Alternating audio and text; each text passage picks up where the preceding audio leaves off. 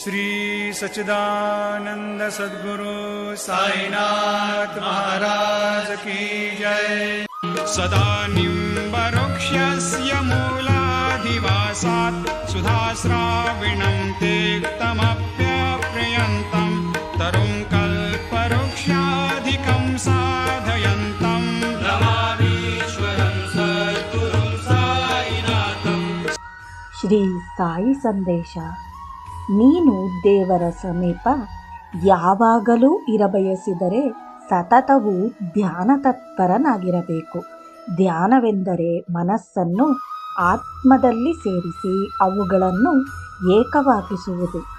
ನೀನು ಪಾಪರಹಿತನಾಗಬೇಕಾದರೆ ಆಧ್ಯಾತ್ಮಿಕ ಧ್ಯಾನ ಮಾಡಬೇಕು ಮತ್ತು ಮುಕ್ತಿ ಪಡೆಯಬೇಕಾದರೆ ಆತ್ಮಧ್ಯಾನ ಮಾಡಬೇಕು. ಧ್ಯಾನವೇ ಎಲ್ಲಕ್ಕಿಂತ ಶ್ರೇಷ್ಠತಮ. ಧ್ಯಾನ ಮಾಡುವಿಕೆಯಿಂದ ನಿನ್ನ ಪಾಪಗಳೆಲ್ಲವನ್ನೂ ಸುಡು. ಧ್ಯಾನವು ಸಪ್ತ ಸಮುದ್ರದಲ್ಲಿ ಮೀಯುವುದಕ್ಕಿಂತ ಶ್ರೇಷ್ಠ. ನೀನು ಧ್ಯಾನದಲ್ಲಿ ಏಕಾಗ್ರತೆ ಹೊಂದಬೇಕಾದರೆ ನೀನು ಮಿತವಾದ ಸಾತ್ವಿಕ ಆಹಾರ ಸೇವಿಸಬೇಕು. ದೇಹದ ರುಜಿನಗಳು, ಅನುಮಾನ, ಅತೃಪ್ತಿ, ವಿಕಲಿತ ಮನಸ್ಸು, ತಪ್ಪು ಭಾವನೆ ಇವೆಲ್ಲವೂ ಧ್ಯಾನಕ್ಕೆ ತೊಂದರೆಗಳು. ಯಾರು ಧ್ಯಾನ ಮಾಡುತ್ತಾರೋ ಅವರು ಬುದ್ಧಿ, ಇಂದ್ರಿಯ ಮತ್ತು ದೇಹವನ್ನು ಹತೋಟಿಯಲ್ಲಿಟ್ಟುಕೊಳ್ಳಬೇಕು ಮತ್ತು ಮನಹಿಡಿತದಿಂದ ಧೈರ್ಯವಂತನಾಗಿರಬೇಕು. ರಾಗ ದ್ವೇಷರಹಿತನಾಗಿರಬೇಕು. ಧ್ಯಾನ ಪ್ರಾರಂಭಿಸುವ ಮೊದಲು ನೀನು ನಿನ್ನ ದೇಹ, ಪ್ರಾಣ ಮತ್ತು ಧನಗಳನ್ನು ದೇವರಿಗೆ ಸಮರ್ಪಿಸಿ ನಮಸ್ಕಾರ ಮಾಡು. ನಂತರ ಗುರುವಿನಲ್ಲಿ ಯೋಗ ಸಿದ್ಧಿಗೆ ಪ್ರಾರ್ಥನೆ ಮಾಡು. ನೀನು ಧ್ಯಾನಕ್ಕೆ ಕುಳಿತಾಗ ಚಿನ್ಮುದ್ರನಾಗಿದ್ದರೆ ಹೊಡಿತು. ಅದರ ಗುಟ್ಟು ಕಿರುಬೆರಳು ಸ್ಥೂಲ ಶರೀರ, ಉಂಗುರದ ಬೆರಳು ಸೂಕ್ಷ್ಮ ಶರೀರ, ಮಧ್ಯದ ಬೆರಳು ಜೀವಾತ್ಮ ಮತ್ತು ಹೆಜ್ಜೆಗಳು ಪರಮಾತ್ಮನನ್ನು ತೋರಿಸುತ್ತವೆ. ಕಿರುಬೆರಳು, ಉಂಗುರದ ಬೆರಳು ಮತ್ತು ಮಧ್ಯದ ಬೆರಳುಗಳನ್ನು ಅಗಲಿಸುವಿಕೆ ಸ್ಥೂಲ, ಸೂಕ್ಷ್ಮ ಮತ್ತು ಕಿರಣ ಶರೀರಗಳನ್ನು ಹೊರಹಾಕುವುದು. ತೋರುಬೆರಳು ಮತ್ತು ಹೆಬ್ಬೆರಳುಗಳ ಸಮ್ಮಿಲನ ಜೀವಾತ್ಮ ಮತ್ತು ಪರಮಾತ್ಮನನ್ನು ತೋರಿಸುತ್ತದೆ. ನೀನು ಪವಿತ್ರ ವ್ಯಕ್ತಿಗಳಿಗೆ, ಹಿರಿಯರಿಗೆ ನಮಸ್ಕಾರ ಮಾಡುವುದು ಅವರ ಭೌತಿಕ ಶರೀರಕ್ಕಲ್ಲ, ಅವರ ಹೃದಯದಲ್ಲಿರುವ ಪರಮಾತ್ಮನಿಗೆ ಮಾತ್ರ. ಅಂದರೆ ಭಕ್ತನ ಜೀವಾತ್ಮ ಪವಿತ್ರ ವ್ಯಕ್ತಿಯ ಪರಮಾತ್ಮವನ್ನು ಸೇರುತ್ತದೆ.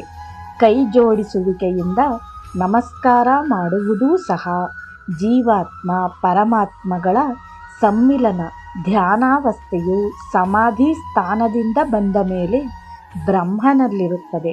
ಏಕೆಂದರೆ ಬುದ್ಧಿ, ಚಿತ್ತ, ಅಹಂಕಾರಗಳನ್ನೊಳಗೊಂಡ ಅಂತಃಕರಣ ಧ್ಯಾನಾಗ್ನಿಯಲ್ಲಿ ಸುಟ್ಟು ಪರಬ್ರಹ್ಮ ಸ್ವರೂಪಕ್ಕೆ ಮಾರ್ಪಾಡಾಗುತ್ತದೆ. ಸಮಾಧಿ ಎಂದರೆ ನಿನ್ನ ಮತ್ತು ಪರಮಾತ್ಮನಲ್ಲಿ ವ್ಯತ್ಯಾಸವಿಲ್ಲ ಎಂದರ್ಥ. ಯೋಗಾಭ್ಯಾಸದಲ್ಲಿ ಕಷ್ಟಗಳೇನೇ ಬಂದರೂ ನಿನ್ನ ದೃಢ ನಿರ್ಧಾರವನ್ನು ಬಿಡಬಾರದು. ಮನಸ್ಸು ಶಾಂತಿಯಲ್ಲಿದ್ದಾಗ ನೀನು ಯೋಗ ಸ್ಥಿರತೆ ಪಡೆಯುವೆ. ಅದು ಬ್ರಹ್ಮಸ್ವರೂಪ. ಯಾರು ಪರಬ್ರಹ್ಮವನ್ನು ಎಲ್ಲ ಜೀವಿಗಳಲ್ಲಿಯೂ ಕಾಣುವರೋ, ಯಾರು ಎಲ್ಲದರಲ್ಲಿ ತನ್ನನ್ನು, ತನ್ನಲ್ಲಿ ಎಲ್ಲವನ್ನೂ ಕಾಣುತ್ತಾನೋ ಅವನೇ ಪರಬ್ರಹ್ಮ ಸ್ವರೂಪಿ. ಯಾರು ಈ ರೀತಿ ಯೋಚನೆ ಮಾಡಿ ಯೋಗಾಭ್ಯಾಸ ಮಾಡುತ್ತಾನೆಯೋ ಅವನು ಶುದ್ಧತ್ವ ಪಡೆದು ಆಗ ಸಂಚಿತ ಕರ್ಮಗಳನ್ನು ನಾಶ ಮಾಡಿ ಬ್ರಹ್ಮಸ್ವರೂಪನಾಗಿ ನಿತ್ಯಾನಂದ ಪಡೆಯುತ್ತಾನೆ. ನೀನು ನಿನ್ನಷ್ಟಕ್ಕೆ ಅಭ್ಯಾಸ ವೈರಾಗ್ಯದ ಬಲದಿಂದ ಶುದ್ಧನಾಗುತ್ತೀಯೆ. ಕೆಟ್ಟ ಅಭಿಲಾಷೆಗಳಿಲ್ಲದೆ ನಿನ್ನ ಮನ ಶುದ್ಧಿಯಾಗುತ್ತದೆ. ಹೀಗೆ ಏಕಾಗ್ರ ಚಿತ್ತ ಹೊಂದಿ ಧ್ಯಾನದಲ್ಲಿ ತೊಡಗು. ಅಜ್ಞಾನವನ್ನು ದೂರ ಮಾಡಿ ಪರಬ್ರಹ್ಮನನ್ನು ಪಡೆ. ಮಾನವತ್ವ ದೇವರು ಕೊಟ್ಟ ವರ. ಮಾನವನ ವಿವೇಚನಾ ಶಕ್ತಿ ದೇವರು ಕೊಟ್ಟ ವರ. ಅದನ್ನು ಸರಿಯಾಗಿ ಬಳಸಿಕೊ. ಜೈ ಸಾಯಿರಾಮ್.